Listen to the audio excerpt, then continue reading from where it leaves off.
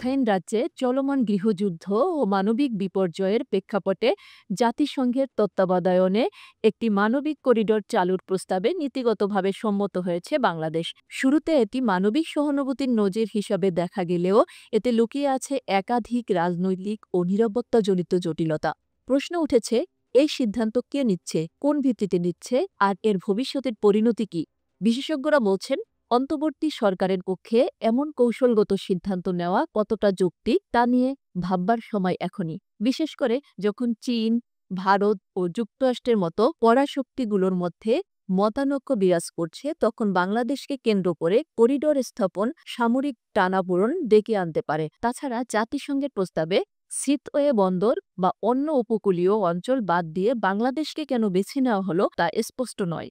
সাবেক কূটনীতিকদের মতে, করিডোরের পূর্ণ নিয়ন্ত্রণ বাংলাদেশের হাতে না থাকলে তা নিরাপত্তা ঝুঁকিতে পরিণত হতে পারে।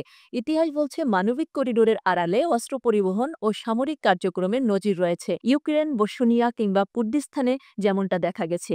এই করিডোরও কি সেই বিপজ্জনক ছকের বাইরে থাকবে? আরাকান আর্মির নিয়ন্ত্রণে থাকা এলাকায় ত্রাণ আদৌ সাধারণ মানুষের কাছে পৌঁছবে, নাকি তা হবে আরেকটি রাজনৈতিক হাতিয়ার, তা নিয়ে সন্দেহ বাড়ছে। তাছাড়া করিডোর চালু হলে রোহিঙ্গা অনুপ্রবেশের নতুন ঢেউ আসতে পারে বলে আশঙ্কা। এই মুহূর্তে জাতীয় নিরাপত্তা ও কূটনৈতিক ভারসাম্য বজায় রাখতে হলে সরকারকে আরও স্বচ্ছ ও অংশগ্রহণমূলকভাবে সিদ্ধান্ত নিতে হবে।